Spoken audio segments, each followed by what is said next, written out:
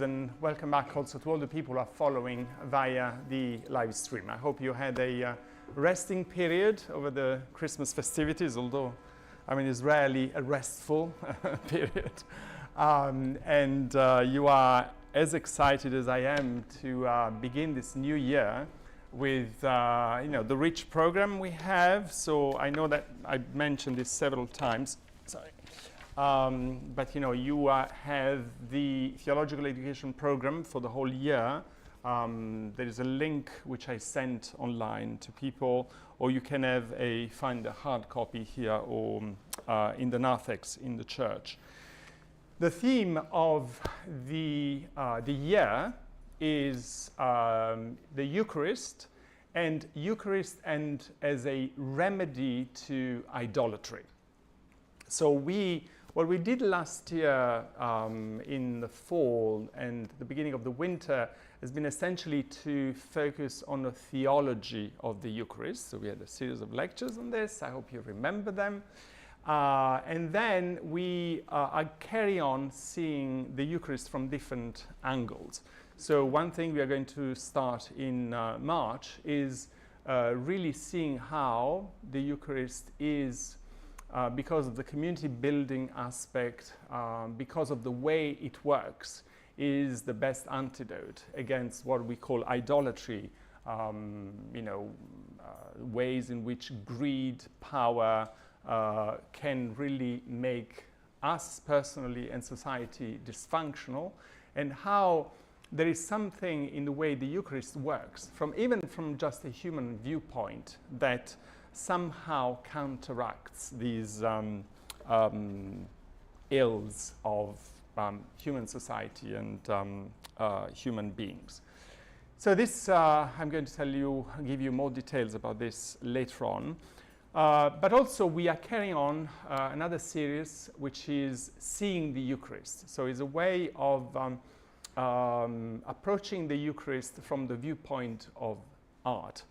We already had one talk about this, and there is a series of 3 and another 6, so 9 talks with 2 wonderful speakers, Dr. Felicity Harvey-McGowan, who is here today with us, and then Father Mark Brown, who will really spend time with us talking about Norman Rockwell. So I'm really curious to see what he's going to do and how he's going to look at the Eucharist with Rockwell. But today we have the second of the 3 talks Felicity is giving us on paintings that I know how you find them. They are like these little kind of things, unknown things that then end up being a trove of intuition and theological insights about the Eucharist. So today, the title of the talk is Living Bread, the Mass of Saint Gregory. And as a reminder, you know already Felicity. She is a lecturer in Christianity and the arts at Yale Divinity School. Felicity is married with Andrew McGowan, who also has been a guest speaker on many occasions. He talked to us about the Book of Common Prayer on several occasions. So Felicity's research focuses on early Christian and medieval art, with particular attention to the origins of Christian iconography and the visual culture of martyrdom and salvation. She has published widely on the relationship between art and theology, and is a leading voice in exploring how visual imagery shapes Christian devotion and belief. So we are really looking forward to listening to you, Felicity. And for the people who are following you online, I sent a link with a handout. So if you can't see very well the images here on the screen behind me, you can download the handout and you have all the images there. So shall we give a warm welcome to Felicity? Thank you. Well, good morning. It's lovely to be back. As Luigi said, this is the second in 3 talks that I'm giving, and it's fine if you missed the first one or don't come back for the third one. They stand alone. But in preparation for what I wanted to talk about today, I thought I would tell you a little bit about what I spoke on in the first talk, just as a way of giving you an insight into my own thinking as to how I chose 3 different images that I hope will, in different ways, speak to this subject about seeing the Eucharist and how art can help us think a little bit about the ways that the Eucharist is understood at different times, but also visually represented. So the first talk, I recognize some faces, but this isn't a test. This is one of the earliest representations that survive of a Eucharist, or indicating the subject of the Eucharist, but through the story of the Last Supper, which of course is relevant in terms of how we interrogate it. So you'll notice at the top here in Latin, this is from a manuscript that I'll show you in a moment, but is captioned here by a monk probably around the 11th century, to give us the title of the miniature, which is the Supper of the Lord. Some of you will remember the connection that we talked about in the first week around the institution of the Eucharist, or the... I'm really sorry to interrupt. I Yes. just need to adjust your microphone pad. Sure. Sure, I'm so sorry about that. That's fine. It's one of those stagecraft inner workings. Stagecraft things. Here we are. All right, pay no attention to the man behind the curtain. Excellent. I don't have to repeat what I said before. Excellent. Good. So just to give you some context in the New Testament, from the Gospel of Mark here, Jesus at the Last Supper taking the cup and blessing it and indicating that the body and blood, which would be then his own body and blood shed at the crucifixion, every time that the supper is celebrated, that this his act would be commemorated. So within this gospel book, the Gospels, so-called Gospels of St. Augustine, a manuscript that was probably produced in the monastery of Pope Gregory the Great, who we're going to talk about a lot about today. So here's my connection between week 1 and this week. So Gregory, who sent a group of monks to evangelize in England, and sent them with manuscripts and objects and so forth, including likely this book, which is currently at the University of Cambridge now, so dating to around 500, 600 CE. To give you a sense of the scale, this is a photograph taken from the not so recent now, I guess, coronation of the King of England. So it gives you a sense of the scale of the book. And the gospel book included various illuminations. Not all of them survive, but one of them is this page that I showed in the first week, which contains a cycle of scenes from the Passion of Christ, and our miniature of the Last Supper is at the top. So I talked about its prominence, but also at this point the representation of the Last Supper in this narrative context, but the way that Christ is shown at the center of the table around him, flanking him, the apostles. This is already a presentation of Eucharistic practice at this early point. So this is an early example of showing, if you like, the viewer of this manuscript what the celebration of the Eucharist might look like. So we have in the 6th century this very early miniature capturing at a very early point a sense of understanding the Last Supper and the institution of of the Eucharist, and how in the 6th century one might expect the priest to look behind the altar, which is Christ.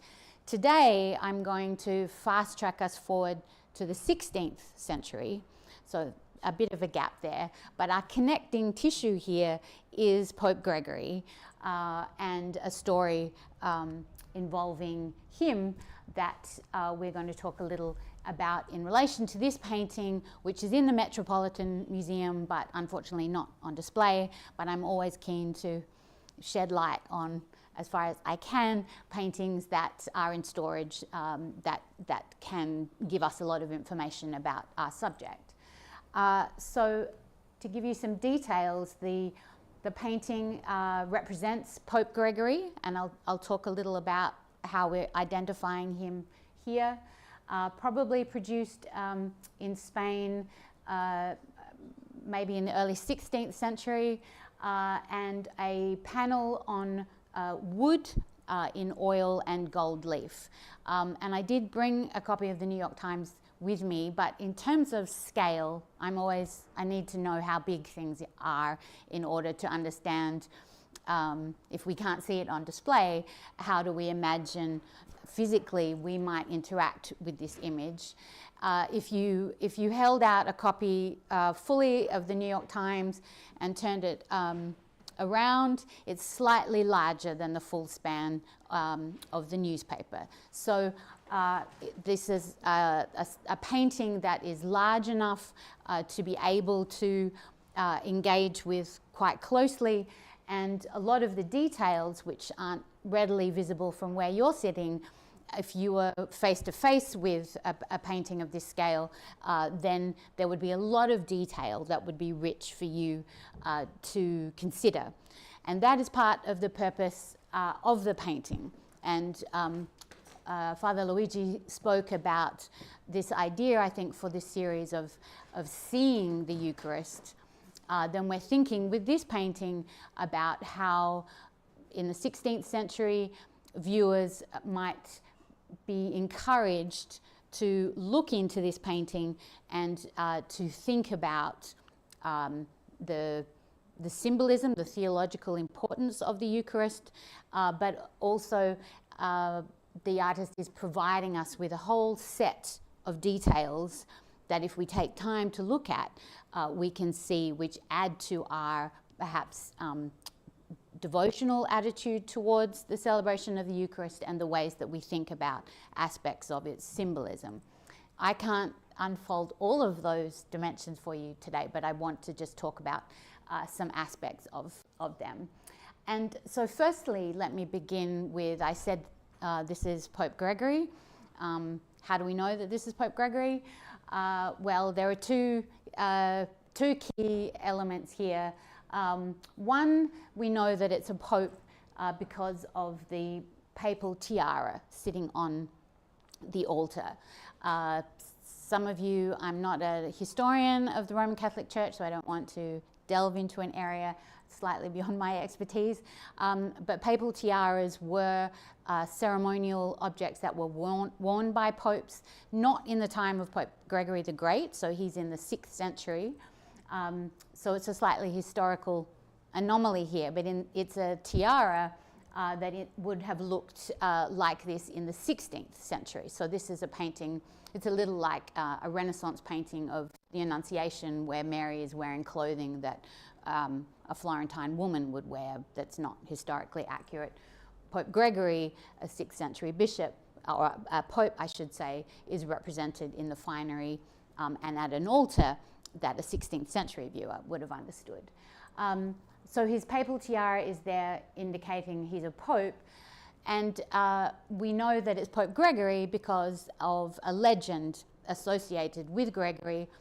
Some of you may know this legend, and there are different versions of it, but a biographer of Pope Gregory, a Benedictine monk in the 8th century, wrote in a monastery at Monte Cassino outside of Rome, a biography of our 6th century Pope Gregory, retelling a story where a woman who had baked the bread that would be used at the altar for the Eucharist brought the bread to church one morning, and then as she came up to receive communion, she was quizzical and not laughing, but disbelieving that the actual loaf of bread that she had brought with her to church was the body of Christ on the altar. And so we're entering here this element of what we call transubstantiation, the idea that some Catholics believe that the body or the bread and the wine on the altar become, through the priest's recitation of the Eucharistic prayer, the actual body and blood of Christ. And she didn't believe that how ludicrous, that she, an ordinary woman, made bread and it became the body of Christ. So Gregory prayed for her, and that her sense of disbelief would vanish. And through the celebration of the Eucharist, at this point, the bread became like a piece of flesh of Christ. I think one legend recounts that it was a finger that appeared. In other accounts of the legend, the actual whole figure of Christ appears. And let me see if I have a detail here. So over time, the legend is elaborated visually, where it isn't just a piece of flesh or a finger that appears on the altar according to this legend, but the whole body of Christ appears as a vision before Gregory. And of course, to finish the story about the woman, Gregory hands her the finger or flesh of Christ, and she believes, and it's a story about our belief and trust, I guess, in the Eucharist. But this story became associated as part of the identification of Gregory, and images of the Mass of Gregory, this Mass where he celebrated and Christ appeared to him, became increasingly elaborate, and this is an example of that here. And there are different ways that, therefore, the meaning of, or the symbolism of the Eucharist is expanded by the artist to point to the fact that the bread that we see on the altar is, in fact, the body of Christ, and part of this recalling of the death of Christ, and in the history of salvation, the importance of that death that's celebrated and reenacted through the Eucharist. Let me go back to the overall painting. So we know that this is Gregory. This is a representation of the Mass of Gregory where Christ appeared to him. Why is such a story, why does it become so popular? And we have so many examples of it in the medieval period. And one answer to that is the opportunity that it provides viewers, whether through a manuscript that they may be able to look at, or through images that may be, if you remember the size of ours, perhaps it is situated on an altar.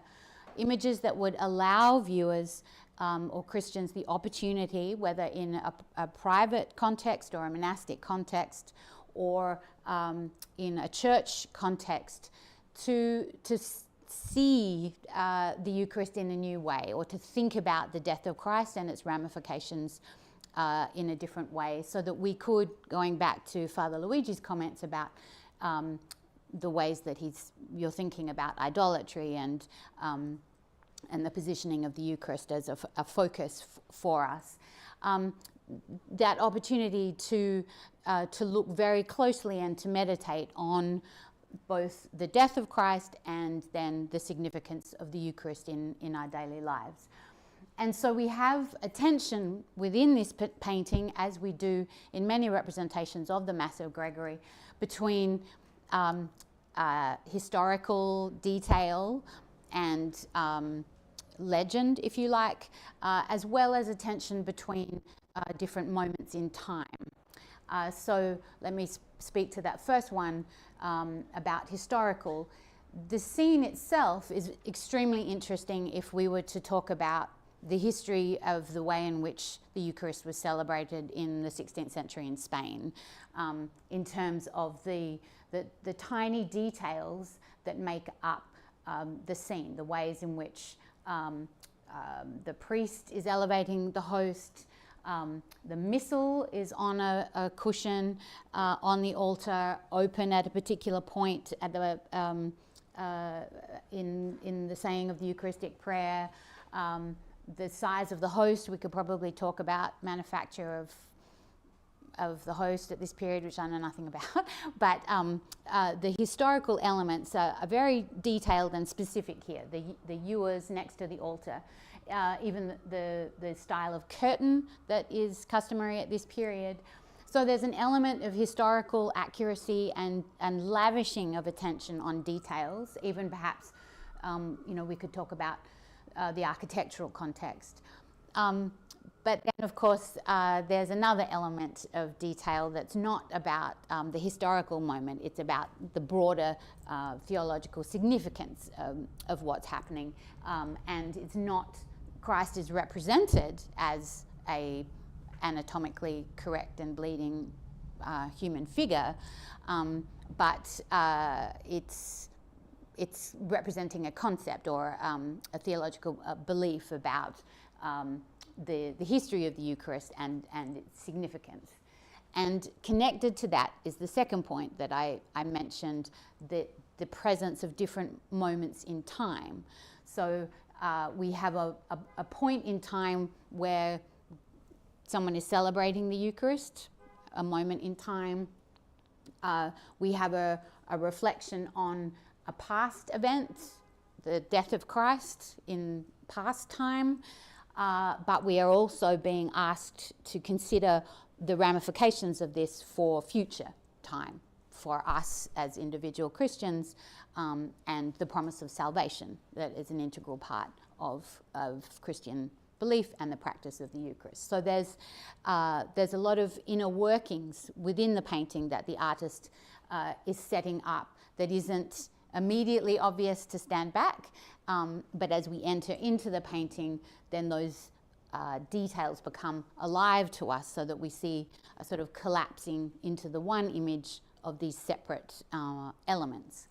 And so one of the things that's quite clever, I think, that the artist is also doing here as a way of inviting us into the image to think about those things is the structuring of the image itself. So you will see columns, if you like, or an architectural device right and left that it provides a frame for us to enter into what is quite a small space and very tightly structured. There's not a lot of space for movement. This isn't a painting with a grand vista of the nave of a church with a lot of space to move. We're taken directly into this space with Gregory, who's celebrating, and to look at the altar, which most people wouldn't have the opportunity to see quite so closely. So this is quite an extraordinary moment to be taken immediately into this extremely sacred act that's happening, and to be part of that, and therefore to think about not just the act itself, how does the priest celebrate the Mass, what gestures are used, what's on the altar, but something else that's happening at this moment that most people would not be seeing up close, in terms of thinking about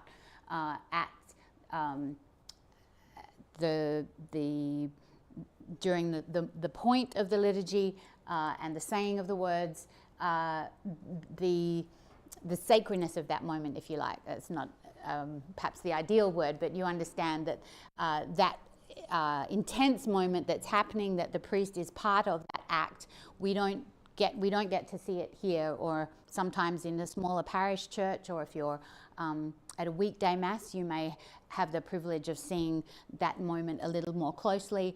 But the artist is allowing us to step right into this extremely important moment. And you see the way also that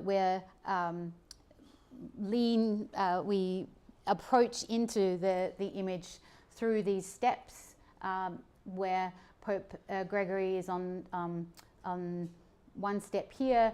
The robes of one of the acolytes are leaning over the edge of that step, if you like. So this is a device that we see in many works of art that, along with the architectural scaffolding, allow us an entry point, so that the space remains open to us, even if the figures in the scene are not necessarily looking at us and inviting us in with their eyes. There are physical aspects of the scene that allow us to feel that this is open for us to access. A couple of other details, I wonder if I have another close-up, that I wanted to point out then are, there's a lot of detail that's going on in the painting, and some of you may have questions about things I don't mention, so you can ask them after. But one thing that I did want to point out also are the multiple representations of Christ within the image. And maybe, can I ask someone to volunteer? Where else in the painting do you see Christ represented, apart from the figure on the altar? There are two other places. Stained glass. Yes, excellent. So stained glass, gentleman at the back. So the window, which I think I have a detail of in a moment here. The window here, which shows the incarnation, very timely for us. We've just celebrated that. So that's quite a subtle, and yet once you've seen it, you can't unsee it. It changes the way that you interact with the image. This representation of the incarnation reminding us of the humanity of Christ. And also, in a sense, if we think about those points of time that I talked about before,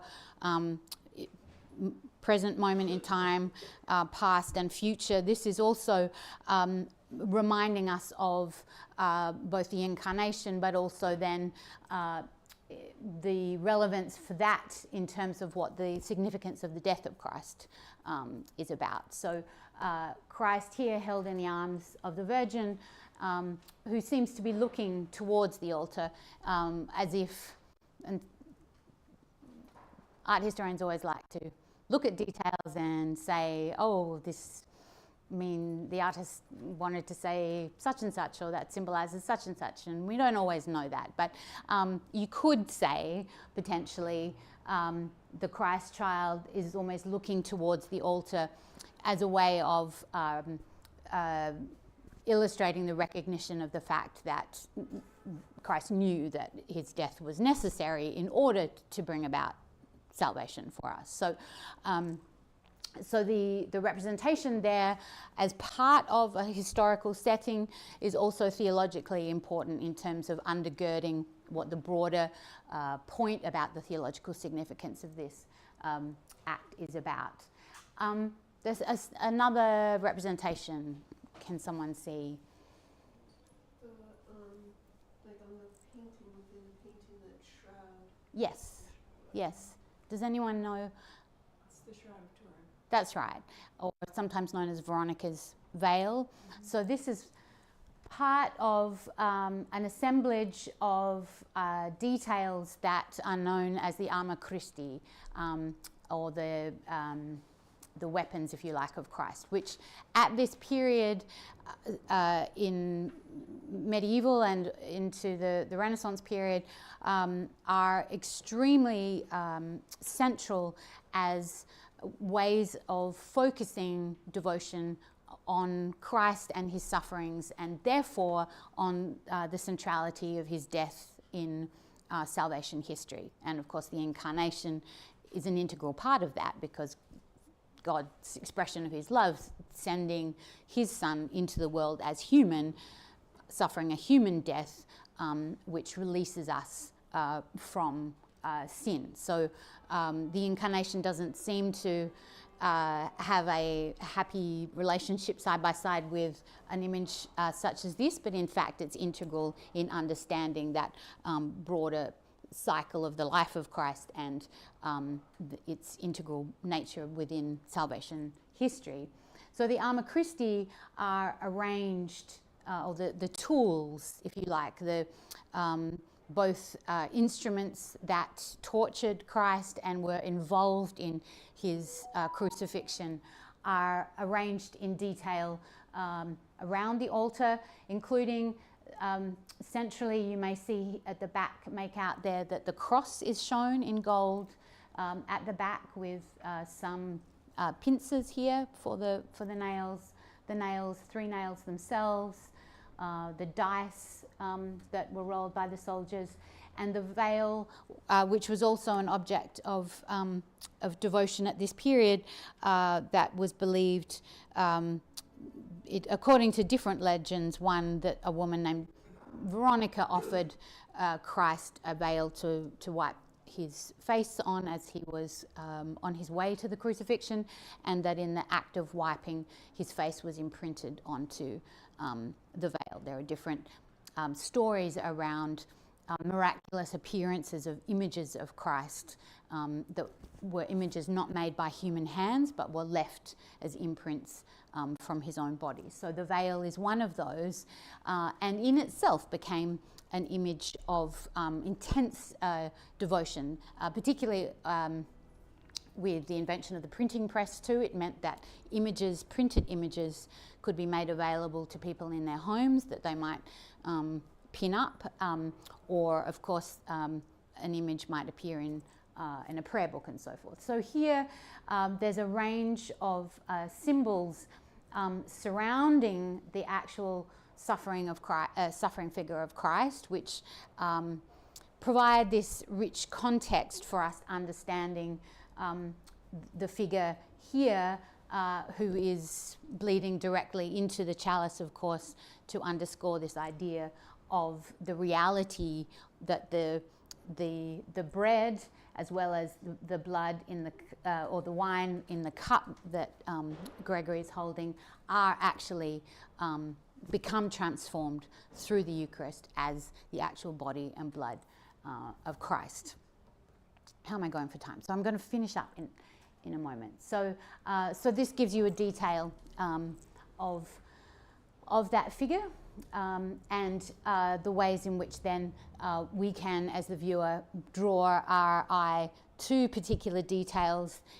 For private devotion, people might say prayers or muse on a particular aspect of the suffering of Christ. That was the window that we saw. And to look at the full view again, you'll notice in the architectural details on the arch and so forth, details of scroll work and vegetal motifs and so forth, which I like to read as a kind of subtle reinforcing of the life-giving nature of the Eucharist that is part of the presentation here. That in terms of those points of time, of historical time, past and future time, this is framing, if you like, overall the importance of the act of the Eucharist for eternal life. But that's my quirky little read. And I want to finish just by reminding you, as I know some of you will remember from my husband's sermons at Easter last year in Holy Week about the Arma Christi, that St. Thomas have an extraordinary version, if you like, that's an inheritor of this tradition of this focusing attention at the Eucharist on the Arma Christi, to focus our attention on the suffering and meaning of the death of Christ around, just above the altar. And some of you may have been up into the sanctuary to see this more closely, and the slide isn't very good, but we have the altar here. You can imagine Pope Gregory kneeling here with a cross, as is behind the altar in that painting that we've just been looking at.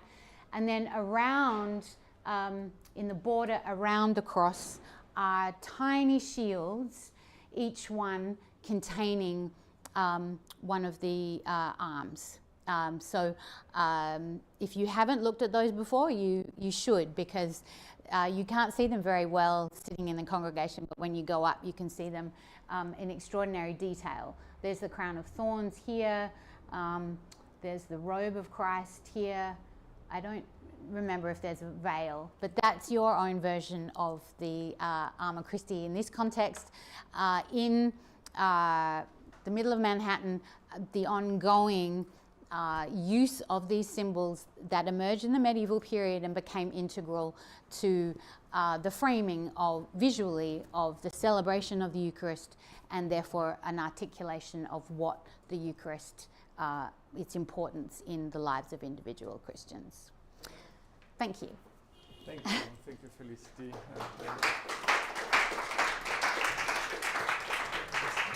Here 1 second. So we have time for questions. I just wanted to make a tiny observation. We went through the different theological aspects of the Eucharist when we did the theology of the Eucharist last November and October, and I find quite interesting how in different periods of the history of the Eucharist, or the celebration of the Eucharist over the centuries, one aspect rather than the other comes immediately on the focus. Yes. And this is a visual demonstration of how this intense focus on the suffering of Christ that happens, and the Mass as effective insofar as it makes present the suffering of Christ. Right. And the idea that, the more intense the suffering is perceived to have been, the more, in a sense, we receive the benefits of salvation. So just to put this into a context, and also as a reminder that you can go back to all the videos and all the handouts of the different aspects of the theology of the Eucharist, and the interest of these lectures as helping us to see how they shape the spirituality, how focusing on one aspect rather than the other shapes the spirituality of people. So I wanted to share this thought. But please, so there's a question on the back. Yep, you can Fred, yes. I may have missed it at the beginning. Where was that painting image displayed? I assume it was done for church, but where was it displayed in the church? We don't know. We don't know exactly when it was painted, and therefore where. So all we can say. So I think I very quickly alluded to the fact that it might have been behind an altar, but in some cases. So in order to answer that question, which is an important one, and yesterday I was like, oh, someone's going to ask me, where it was, or in what context was it seen? Because that question of how the artist sets up an entry point for the viewer is only a rich question if you are thinking about, well, who is the viewer and where are they located? So because of the size of the painting, then I would assume a smaller chapel. That's where we know that other altarpieces with similar imagery were located. Whether it's an altar in a chapel that is available for a smaller mass, whether a patron in the Renaissance, for example, a wealthy individual could commission the decoration of a chapel and dedicate it to the family. So certain private masses may take place there. So it may not have widespread access, but it's certainly, I think, intended for a liturgical setting. It's not a devotional image for the home, for example. So it's an important... Therefore, my apologies for asking. No, but I mean, it's an important question, because otherwise there's not really very much point talking about interesting the images are and what they could mean, and how they might have a role in the spiritual life, if we don't understand or have some sense of, well, then how is an individual accessing that, or whose lives is it transforming? It might be the lives of a very, small group of individuals. Perhaps it might be only ordained individuals. So those are integral questions, I think, in terms of thinking about the image, and also thinking about whether it's tailored for a particular set of viewers who might need to be reminded of a certain aspect. Yeah, good question. Yes? I was puzzled about the contrast. Christ is very dynamic. He's stepping into the picture. He has his left foot forward. He's directly bleeding into the cup. Yes. The left palm is open. He's alive. So it's before the crucifixion. But at the same time, the Pope and the two attendants have very little expression on their face, whereas they're witnessing something amazing. Yes. So is this a conventional representation at the time? Or is this something theologically that, or maybe historically, that we expect to have facing this type of a miracle in front? Yes. It's a good question, and in many ways that might connect again to the function of the image, which might be talking about appropriate reception, being prepared for the Eucharist and receiving it with due reverence and so forth. So the Pope Gregory looks quite in a trance, but yes, you're right, the others don't look so interested. It varies. Sometimes in representations of the Mass of Gregory, we don't see the facial expressions of every person present, or necessarily of Gregory, but certainly the animation, at least, of Christ is part of, particularly as you pointed out, which is important, the fact that he's walking forward and the blood is coming out. I think that animation is an integral part of the liveliness of both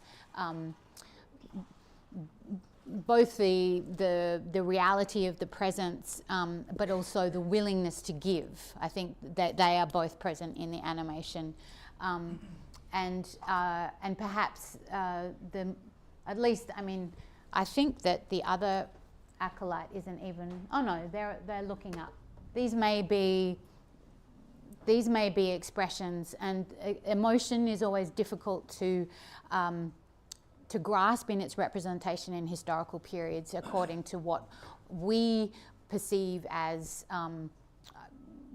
if you're happy, you should look like this in a modern setting, whereas the expression of emotion, according to social norms and practices, that might be different at a different time period as well as in a different culture. So this may be part of a statement of the way in which reverence should be controlled and shown in facing Christ, rather than losing it with animated excitement.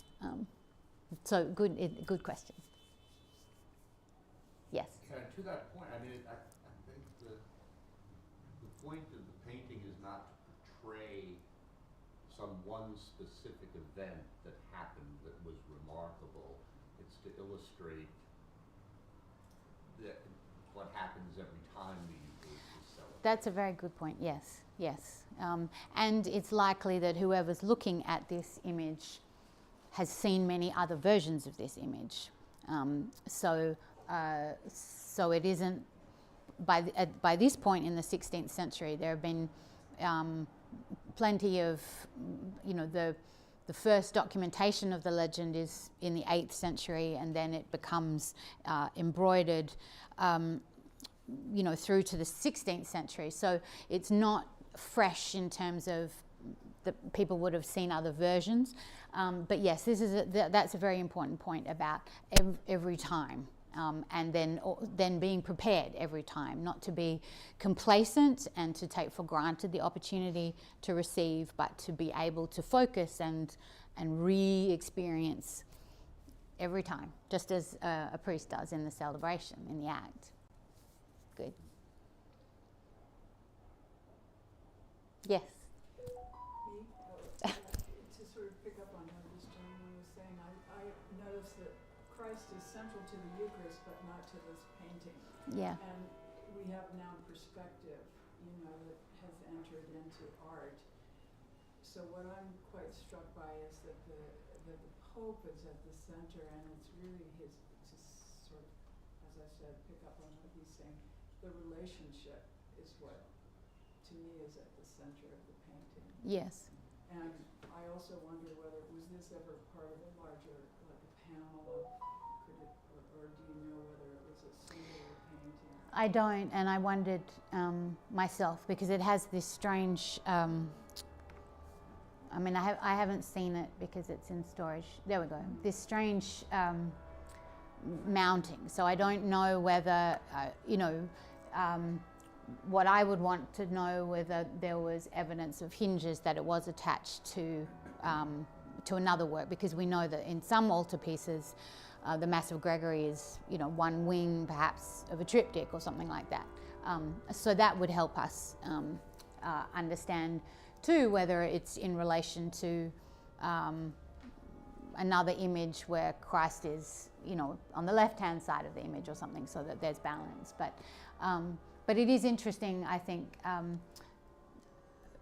I don't know that the way that it's structured, we're necessarily, maybe we are invited to imagine ourselves as Pope Gregory to the point, not of being a pope necessarily, but of being in that moment where we also see in the way that he did, and that the structuring around him is inviting us into that relationship, I guess. But many compositions of this kind, of the Mass of Gregory, we might see the altarpiece at the center of the image, and Gregory is off to one side, and so the figure of Christ is more frontal, and so we, as we enter into that image, then that's the thing that we see first. So I found this